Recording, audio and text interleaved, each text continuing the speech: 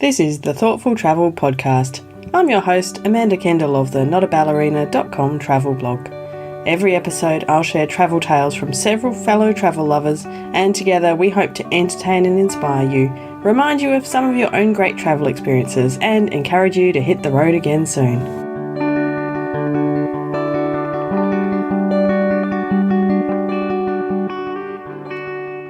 Hello and welcome to episode 195 of the Thoughtful Travel Podcast.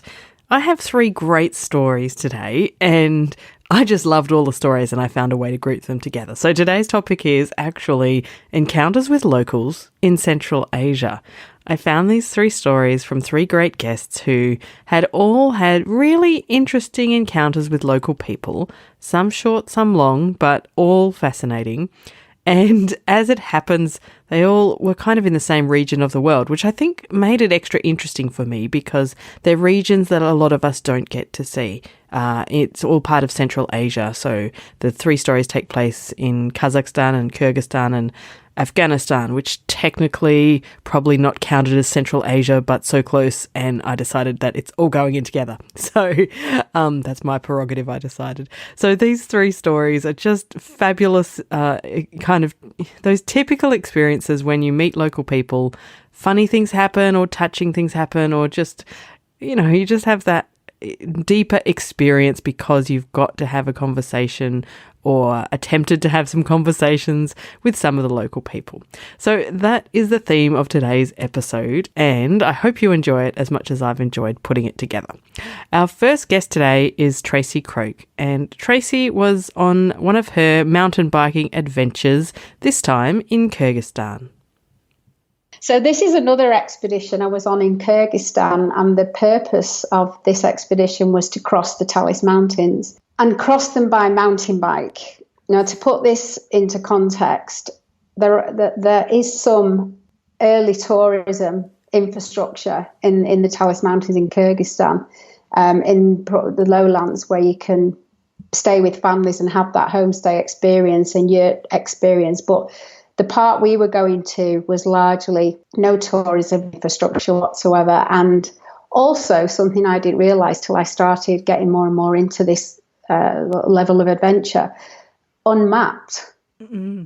And the reason I say unmapped is because when you're going into an area where it's like, it's unknown, largely unknown, maps are generally, in Central Asia, and Afghanistan's the same as well. A lot of the maps were created by the Russians, over 30 years ago. So maps that are 30 years old aren't reliable, because trails are different now, and some have, washed away and others have been created, and they don't tell you where to cross rivers, and they're not large. They're large scale, so they're not detailed enough to really navigate. So again, what you're left with is relying on the local knowledge. And again, it's very much a nomadic area where people are taking, nomads are taking the herds up into the mountains for grazing purposes and move from place to place. So the purpose of this expedition was to cross the Talis Mountains by mountain bike, which we didn't know if could be done, and certainly haven't been done to our knowledge. And there was a point, this is about a 2-week journey, a 10-day journey. There was a point in that journey where we made a bad call. So we went out one day and the weather changed, and one of the team, there was a team of 4 of us, and one of the team hadn't packed enough gear. Basically, they just made a wrong call on weight versus survival, So a bit of a schoolboy error, let's put it that way. And I also made a schoolgirl error because I was pacing myself up this mountain because one of the team had actually, we weren't sure at this point, but he'd broken his ribs, but he was injured. Right. He'd broken 2 ribs. He was injured. He'd come off his bike. So he was coming up very slowly. I was pacing because I could see the weather changing, and I didn't want to get too far away from him because otherwise you just stand there waiting and you get cold. And the bottom line is this other guy pushed to the top and then didn't have enough clothing and got like stage 2 going hypothermia. Oh, wow. I got wet and didn't change quickly enough, and my core wasn't very good either. Now in this journey we had horsemen carrying all our camping equipment and food and stuff, and then a translator, and then the three of us plus an expedition leader, actually a guy from Australia. And we would go off and ride for the day, and we would have rendezvous. We wouldn't be always with the horsemen, but they were with us at this point. Right. And luckily, we were quite close to a motor access road. It was probably the only point in that journey where we were going to be. If you imagine a mountain range, we had to zig across it and then zigzag. So we were at the end of the zig, and we'd kind of come to this area where we were in a motor access road. And along came one of these like really old, I don't know the proper name of it, but if you imagine one of those like 1930s little Russian trucks, right, that have like what I would describe as a huge fruit crate on the back, for, you put everything, and sounds like a sewing machine, and two shepherds came along in that. So luckily we could get in the truck with them, and they could take us out somewhere while this weather or went down, and then we would go back in and carry on the expedition. But for this, we had to get off this mountain. We were compromised. So the idea was go down to the Lone Lads camp, like reset, and then go back. So we got in this truck with these two shepherds, and the boys, there's three other guys, and the boys put the bikes in the back, and they just deemed me to be, I personally thought one of the guys was worse than me, but they just said, oh, you go and sit in the cab with these two shepherds. Now, there wasn't room for three of us. So you know how in these old cars you have a big engine in the middle, like that lump? Yeah. I was sat on this lovely warm lump. So I was going, okay, if you want to play the guy thing, that's fine by me. Yes. I'll enjoy this warmth, thanks. Yeah, I'll enjoy it. But, to be fair to the Lee, maybe he thought I was in a bit more trouble. I don't know. It's like, fine. We're not going to go into that too much. But then I wasn't happy because we set off in this, and the roads are terrible, and there's a massive drop. There's a big cliff going down into this really, really angry, raging river that you just haven't got a chance if you got dropped into that. And then on the other side is just where the road cuts into the mountain. So big mountain side, little road, massive drop down the other side. And you've got this little truck going like a sewing machine. And the guy on my right I've got 4 levers under my feet. I don't know what they're doing. They're like more levers than a railway junction box, Yeah. And he's under there pulling levers, and the other guy's like doing stuff to make this truck get over this bad terrain. Oh, gosh. And then, the next thing they start pulling out, like, do you want some vodka? Oh, no. The vodka comes out and the cigarettes come out, and I can't see a thing. I'm just in this fog of like booze and cigarettes. And then the shepherd on my right starts just like prodding my head and being a bit weird and feeling my head, So I'm going, oh, this is like starting to creep me out.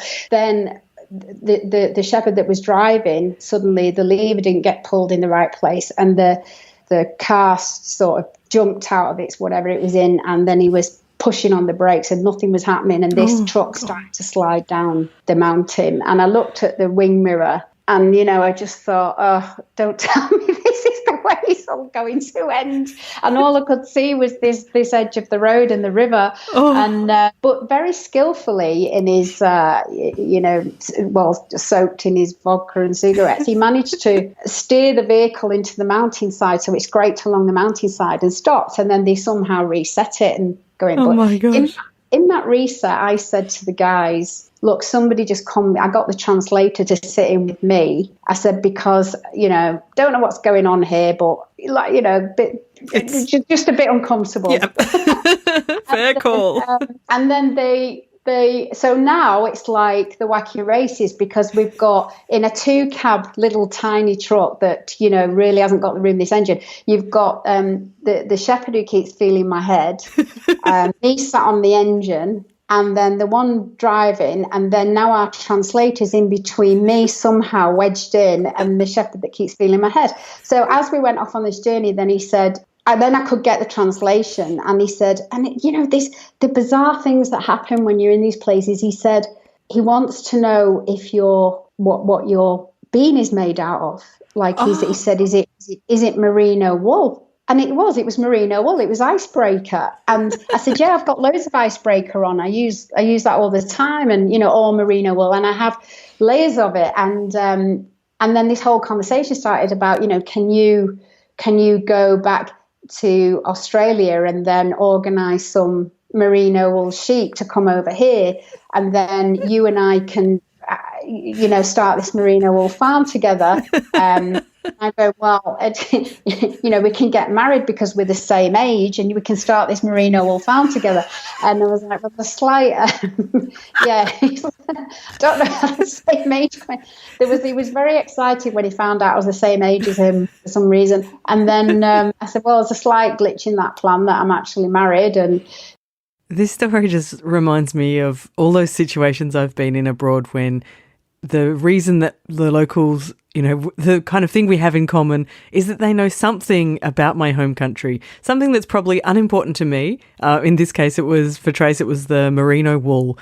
But for them, a shepherd in Kyrgyzstan, these merino sheep, and the idea of marrying Tracy and getting her to bring some merino sheep over with her from Australia seemed logical to them because, merino wool, good stuff. And that was the kind of the common connection.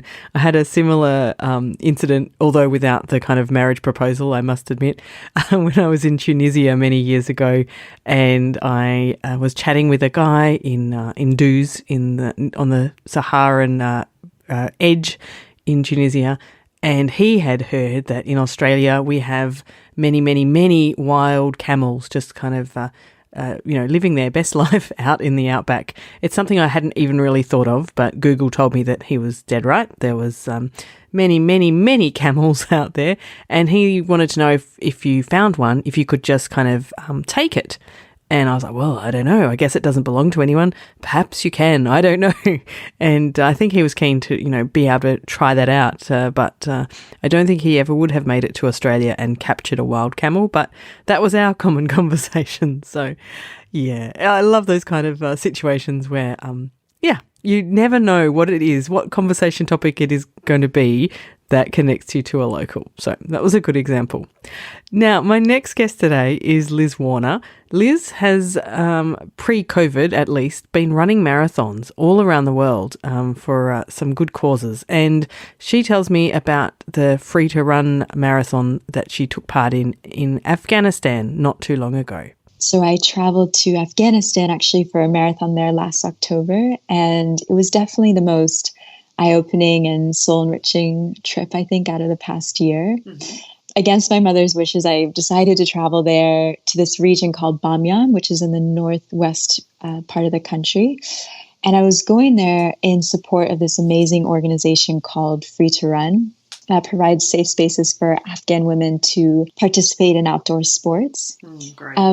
It's important to mention that it is still not culturally acceptable at all for Afghan women to participate in any type of sporting activity, especially running in public. And Afghan women continue to face continuous harassment and sometimes even threats to their safety simply, again, for running in public. Wow. It was probably one of the most inspiring moments of my entire journey, spending 10 days with these 45 Afghan free-to-run women who were bravely participating in last year's marathon in Afghanistan with me. And so,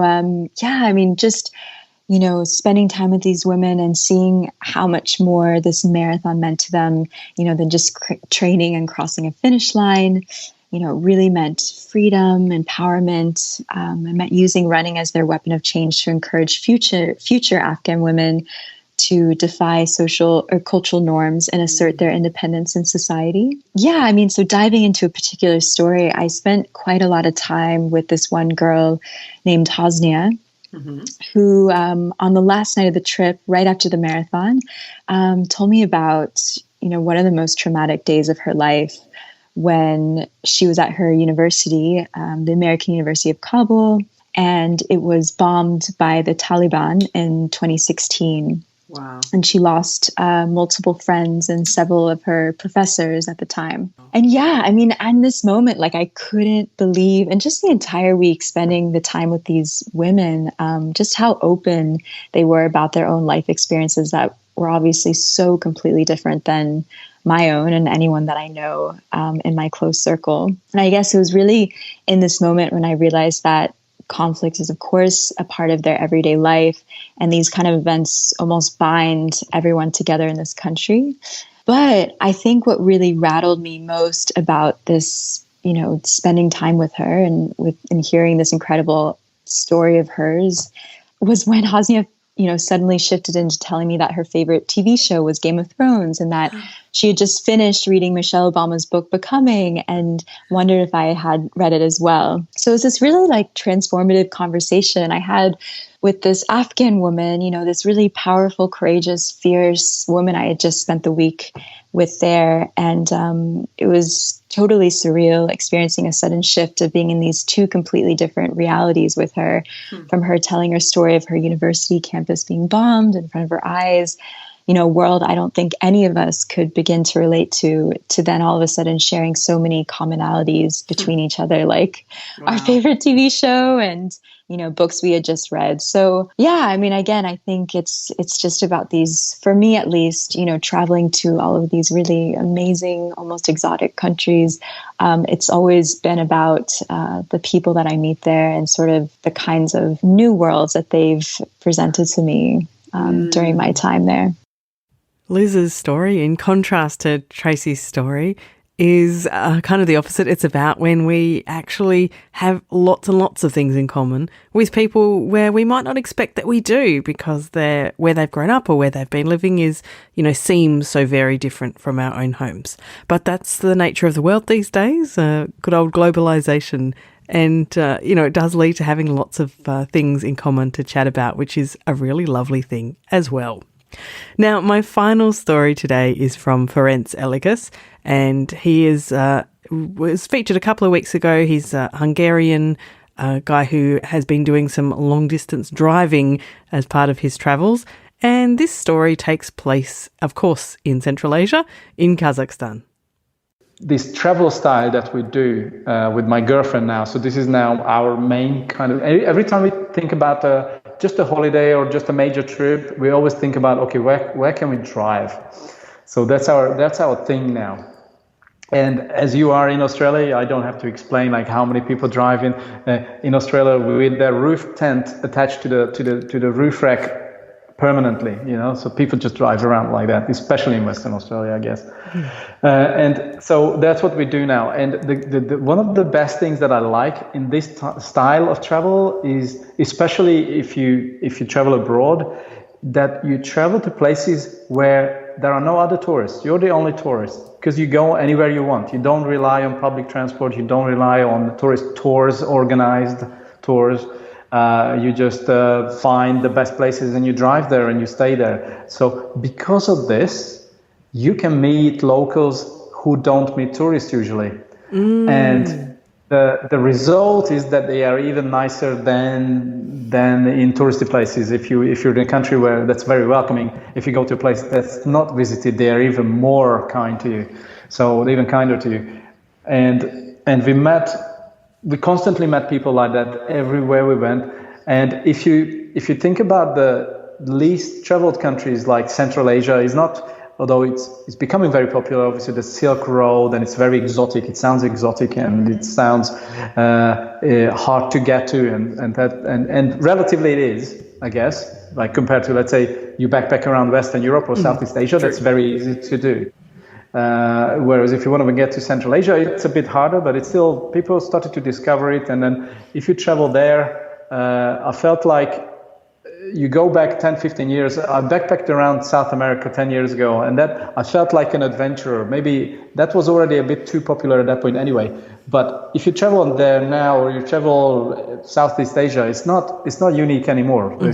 So if you do the same thing in Central Asia, you're back to the adventurous tourist type feeling, because there aren't too many tourists yet.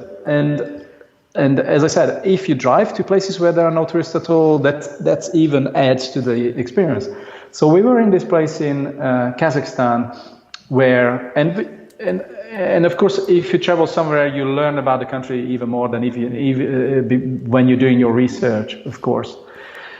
So we found out that a large proportion of the Kazakh population is actually Russian. So of course, in the Soviet times, a lot of Russian moved to the area that was Kazakhstan within the Soviet Union. And when they got to be independent, everybody stayed, and there's lots of Russians in Kazakhstan. So we met this Russian family in a national park. Sort of, there was a few cabins in a hilly foresty area, like cabins that you could rent, and in this national park. And we went there. We sort of, every time we were camping, and we tried to camp as much as possible with our rooftop tent, we either tried to be close to lots of people or away from everybody. So that's the safest.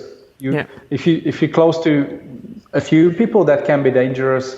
But if there are more people, that's obviously a lot better, because then it just adds to the safety. Yeah. Anyway, so we try to stay close to these cabins in the woods, and so obviously a few families were looking at us like we were coming from the moon. Like, how did the hell we ended up there with a Hungarian truck and the tent, and they are in this hidden place in Kazakhstan. And so they invited us into their cabin. We had no choice. They fed us, they gave us drinks. And the unique thing wasn't that we don't speak any Russian. They didn't speak any English or Hungarian, of course. So we didn't have a common language. But with the help of Google Translate on our phones, so you can speak into the phone and then it translates immediately, and some vodka, we had a conversation for 3 hours with them. So they were really, really nice. They started to talk about their family stories and how, I think the guy was a boxing trainer, and it was a great experience. They were crying when we left. The wife of the main guy who was welcoming us was crying and sent us messages for months, like, where are you guys? Where are you right now? Yeah, that's so lovely. Wow. I love that it was the Google Translate plus vodka that created this perfect... Well, I guess the vodka was needed as well for making it a bit more fluent. A drop of vodka or a glass of wine, all of these things can definitely help having as Ferenc mentions, a more fluent conversation with a local when there's a language barrier or, just worried about using a foreign language. So I have had that experience myself. Anyway, that is it for episode 195 of the Thoughtful Travel podcast. I hope you have enjoyed hearing about these encounters with locals in Central Asia. I think they've been really lovely stories. Don't forget that if you want to support the podcast, we have a Patreon support going now, and you can find all the details of that at notaballerina.com/support. A very big thank you to the guests I've had on today for sharing their fabulous stories. First up, we had Tracey Croke, and you can find out more about Tracey at traceycroke.com. Next up, I chatted with Liz Warner of Run to Reach, and you can find out more about Liz's crazy quests to run marathons everywhere. Not everywhere, but lots of places at runtoreach.com. And lastly, a big thanks to Ferenc Elekes from the Overland site, and you can find out more about his overland adventures at overlandsite.com. Of course, come along and tell us about your own encounters with locals at the Facebook group for Thoughtful Travellers. Just search for Thoughtful Travellers in Facebook, or there's a link in the show notes. And for this episode, the show notes are at notaballerina.com/195. As always, thank you very much for listening.